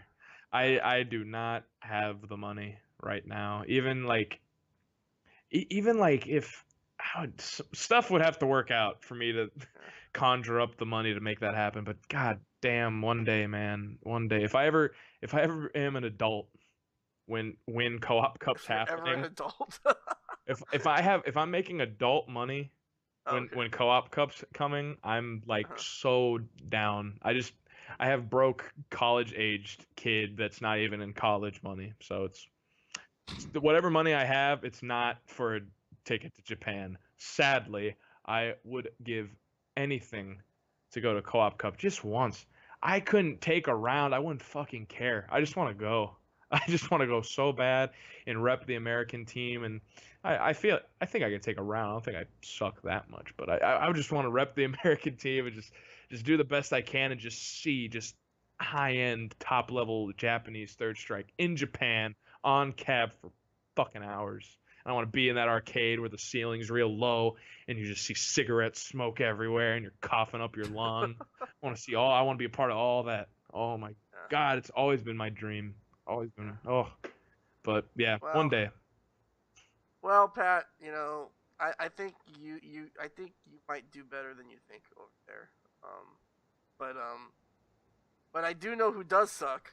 Oh. A lot of the players that are in this last pack it up. Oh, nice segue. You like that segue, right? That was clean. Yeah. Oh, yeah. So we've come at that bittersweet moment on the show. Obviously it's in finale, and that means that people like Kaz are gonna be sad that they have no more pack it up segments to look forward to every week. But hopefully this last pack it up will hold you guys over until whenever I decide to restart these podcasts. But for those of you who are just joining the podcast, now is the time for this week's pack it up. This final pack it up of the season. Let's get it. And so, like I explained earlier, what I do is I scour the internet for some of the more unique examples of Third Strike gameplay in this past week. And so, I picked the top 5 that I think are most worthy to be recognized, and then you guys, it's up to you guys to tweet. Let me know what you guys think are the winners. So Pat, you witnessed 3 of these. Okay, you witnessed last week's. You witnessed the all Mutant XP edition of Pack It Up, and now you got the 3rd one. I just got blasted with good. I'm loving it. Yes. So without further ado, guys, here is this season's last and final Pack It Up. And Ryu must be tired because he's been running. He's been running from something, man. He is on a journey. Alright, nominee number 1. Kundamir's and one of them picking the wrong super, it's fire.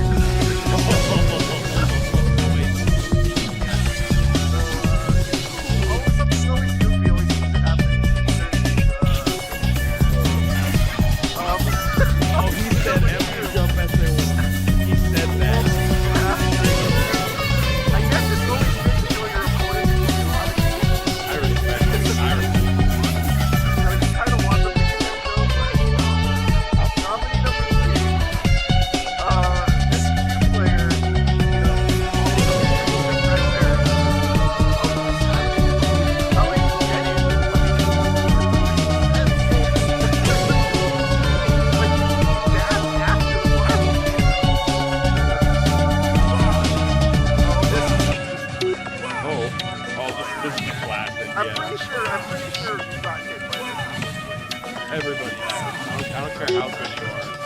the trifecta. Yeah, everyone gets hit by random foot stop pressure at least once. Oh my god, what? There's no hit on that? The lift meat squat there is 360. Oh my god, what? There's no. Oh my god, what? There's no. Yeah. Anyway, so there you go, guys. Final top 5. Vote for one and let me know which one is your favorite. What do you guys think is the which do you think was the winner here? I like the Hugo one, but the Makoto one was funny too. I think the Makoto one was pretty fire because that's something that I'd do. I'm gonna try to hit somebody with that empty jump super, yo. Yeah, and to make matters worse, it was. Did you notice it was against the CPU?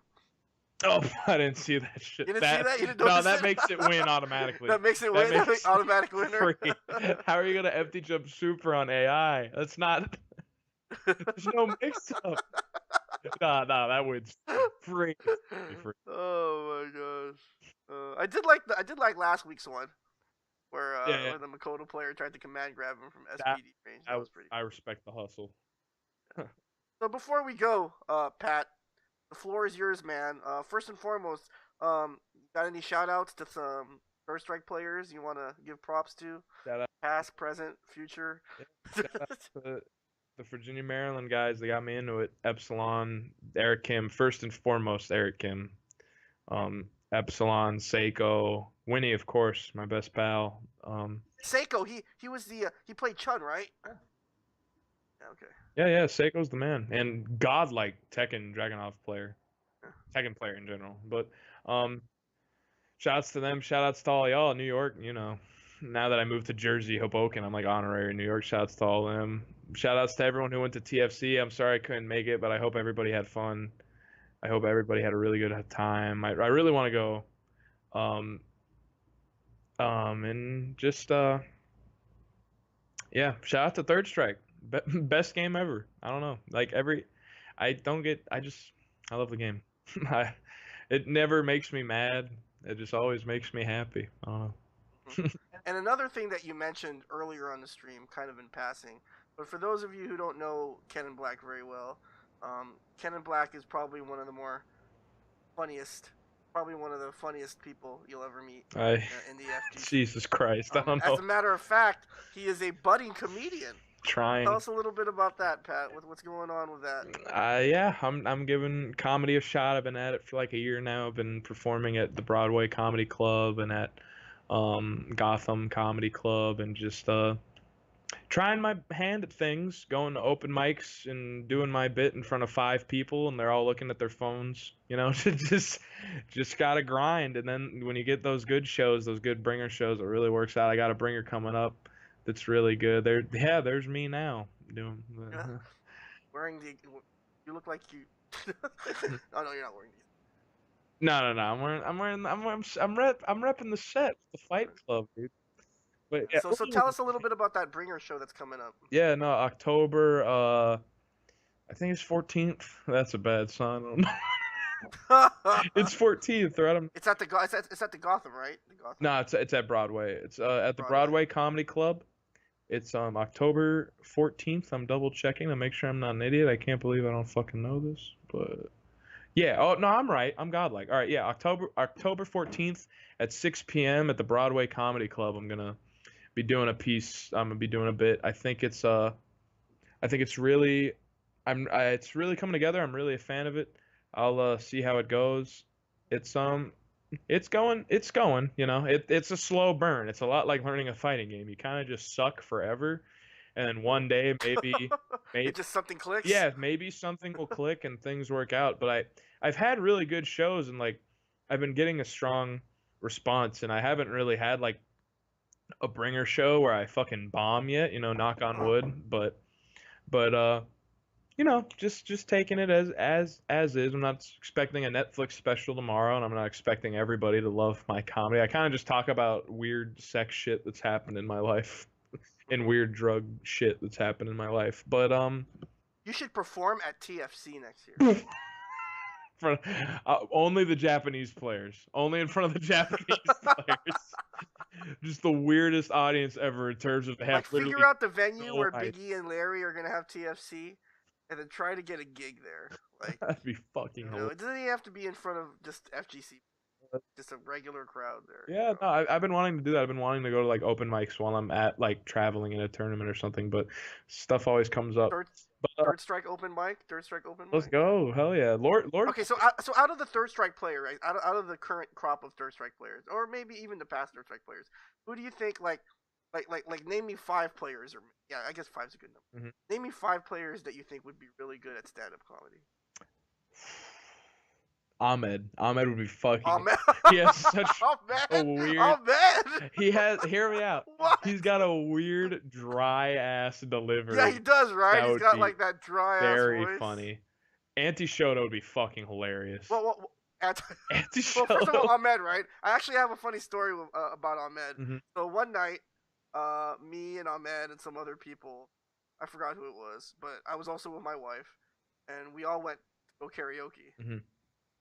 And like a song came on, and my wife is the one who told me this story, and I don't know, I guess I was drinking or something at the time, but like a song came on and it was my wife's turn, and Ahmed just kind of turned to my wife and said in his voice, his dry ass voice, he's like, "Got this." No, see, I'm telling you, Ahmed's low key hilarious, and he doesn't mean to do it. He's funny as hell. Oh, so and then anti-Shoto, right? And Anti-Shoto. he just has a very boisterous personality. I feel like he could definitely just. I feel like he's had to have done it before. You know, What? I feel like he's done an open mic before. I wouldn't be You think surprised. so? Yeah, I think Okay. he has a very awesome personality for that. Uh-huh. Whole that's fucking hilarious. Um, Frankie, you could do it. I think there's plenty of people that could do it. I think plenty of people in the third strike community are funny. The third strike scene is full of comedians, I Yeah. guess. Not just our gameplay that's laughable, I Yeah, guess. yeah, yeah. You already know. I think Kokujin. Awesome. I think Kokujin could do amazing Japanese comedy. Ko- That's funny, right? You don't really see many Japanese stand-up comedians. I guess it's kind of not their thing, I guess. well, I don't know. I haven't looked into it because I can't understand what they're saying. I'm sure it exists, like Japanese stand-up comedy. It's just that the language barrier thing. You hear about European and English comics because you can understand them, but I don't know what's going on in Japan. I can't really learn from them. I don't know what they're saying. Just their dialect and their delivery is just different strictly because of how the language works, you know. So it's just I don't know. But I think Third Strike has plenty of funny people. Oh, and obviously Drunk Eric you're at- Kim. Drunk Eric Kim. Drunk Okay. Eric Kim would be amazing stand-up. He might say something he would get that he'd regret that would get him kicked out of a club like at Evo, but Uh-huh. young Iceman. That's a story that's funny, but I wasn't there. That's just a legendary folklore Virginia, Maryland fighting game story. You ever heard Really? about that? No, I've never heard about The that. Iceman story? Oh my god. And now you gotta share. Okay, it, yeah, 'cause you just real quick. I know we're wrapping up, but okay. So it was according to them, this is what happened. I wasn't there, but it was Hav, Eric Kim, I think Ski Sonic, probably Callagent, maybe Steve H, like Virginia, Maryland OGs. It's Evo year like a long time ago. Eric Kim is drunk as fuck. And they go to a club and Eric Kim is so drunk that they get kicked out. They literally throw Eric Kim out on the street of the club. And Big Asian was there, and Slogan and Marvel 2 Heads, I think. And the reason he got kicked out was because he was being very aggressive with, I think it was a strip club, I don't know. He was being very aggressive with the women apparently, and then he was taking the ice cubes out of the champagne bucket and throwing them at the strippers. No way. The waitresses. This can't. And they had to throw him out. I've heard from multiple people that it's true. Drunk Eric Kim is a completely different human being. He's actually like insane. And then There was this funny ass fucking video that Big Asian made where it's a silent video. It's like 20 seconds, and it's just like Evo in a video, and it's just literally Iceman in Marvel 2. It's just a camera shot of Iceman walking up to Psylocke in Marvel 2 and doing the ice super, and then the video ends. And I was like, oh my fucking god. Oh, and that's like a reference to. That's Okay, the I get it. reference to what happened. So it's just like, oh my god. Oh.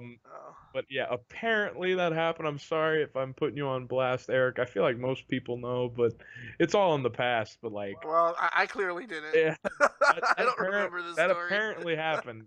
I've never heard it. So If that's bullshit and like 7 different people were lying, then I guess 7 different people were lying. Like I think that actually went down. I believe it because I've seen drunk Eric Kim at like MagFest and stuff, and that guy's nuts. So I believe it. well, shout outs to Eric Kim. I think he was at TFC. Was he? I think he was there. Yeah, I think he. so. I don't know. I'm not sure. It seems like you and I were the only people that weren't there. Right? Yeah, I'm just Pat, convinced so- everybody. yeah. Rockman went. You know, Rockman went. Rock. No, I'm just saying, like that's how you and me didn't go, Like- but everybody else went. Right. Yeah. All right. Well, you know what? We got to wrap it up. But thanks again, Pat, for coming on the show. Thank You know, you were someone that I wanted to get on, you know, for the longest time. Thanks for sharing your story. Good luck with Skullgirls. Thanks. Good luck with the comedy stuff. And hey, man, you know, thank you for being such an awesome ambassador. You know, every time, you know, every time, you know, we see each other at majors, and every time you know, just sometimes, you know, when you're just talking to random people, you know, I know that you're always plugging Third Strike, and you're always asking people or trying to get people to play it. So, you know, obviously, Best game. on behalf of the 3S scene, I really appreciate you being, you know, the ambassador. I mean, I know you don't play it that often, but the fact that, you know, Yeah. you still love the game and that you still Best game. have the Yeah. games back and you still encourage other people to play it, you know, mad respect from me. Only reason I don't play it often is because the only tournament I really go to where people care about Third Strike is like NEC, because I need to make TFC. I'll try to, and then like after that, it's like what's left? It's like the Evo side tournament nobody fucking cares about. The Combo Breaker side tournament that happens like last minute every time. There's just Well, there's a Third Strike tournament at every Big E event. You know, it is every Big E event has Third Strike in it. that what? Well, I've been missing Yeah. them, so I guess Winter there's that Brawl, too. Summer Jam, Final Round. I mean, I don't go to final round. But yeah, I just miss like I don't know. yeah. I don't go to enough things, but it's definitely not because I'm choosing every time Third Strike's at a tournament. Unless it like literally is happening during something, I'll make sure to enter because I love that game. But yeah, thank you. Excuse me, so much for having me. I really appreciate it. This was a lot of fun. All right, guys. So once again, you've been watching the Mutant XPerience. I want to thank all my guests that have appeared, not just on this season, but the past season, and obviously thanks Keninblack for appearing on the season finale. I couldn't think of a better guest Oh, jeez. to kind of end this season on that note. Thanks, So Anthony. before we leave, guys, I just want to, you know, plug some stuff that's happening. Well, first and foremost, guys, you've been watching the Mutant XPerience. Woo! This video will be up on my YouTube channel. Shout outs to the people who subscribed. I finally got 100 subscribers the other day, Nice. which means I get my own custom URL. Clean. You know. By the way, this Saturday, if you're in the New York area, definitely check out the grand reopening of iFix Machine, which is a, you know, sort of a computer repair shop / you know, gaming LAN center. iFix Machine supports a lot of the old scenes, especially the Third Strike players. So if you're in the New York area, check that out. Next month, there's going to be a Red Bull Battlegrounds tournament in Massachusetts, in Boston. And apparently Third Strike's going to be there. Yeah, So, I've been hearing about that. Yeah, they're trying to have a Yeah. Third Strike tournament. that same weekend, for those of you who are watching from Europe, Volume 8 of Gutter Trash is going down. Nice. So the UK guys have been holding it down. That's another place you got to visit. Yeah, Pat. no, I've been wanting to go to Gutter Trash too. That shit looks hype every time. That shit looks Remember that the crazy. Mutant XPerience is powered by Trollcoin Bot, and another channel that's powered by Trollcoin Bot is of course Arcadium. Runs Monday Night Fightcade ST. Shout outs to AC Slayer, Harov, and Kazi for hosting Wednesday night ranking battles as well as the No Respect tournament on Fightcade. They're doing a lot of good stuff, you know, increasing the presence of Third Strike online. Shout outs to Lost Ark, obviously, for being an amazing host for TFC. It looks like they really stepped up their game. Every other Thursday, Flannel Jack from the Lost Ark community streams Third Strike. So definitely check that out. Violent City, that's where the UK players play. Shout outs to Sendo, aka James, for holding it down for the UK guys and giving the UK kids a place to play Third Strike. So once again, guys, you've been watching the Mutant XPerience. Thanks again, Keninblack. Thanks again to all the guests that have been on my show this season. So I guess that's pretty much it. So I'll see you guys when I see you, and play Third Strike. It's a good game. I'll see you guys later. Bye.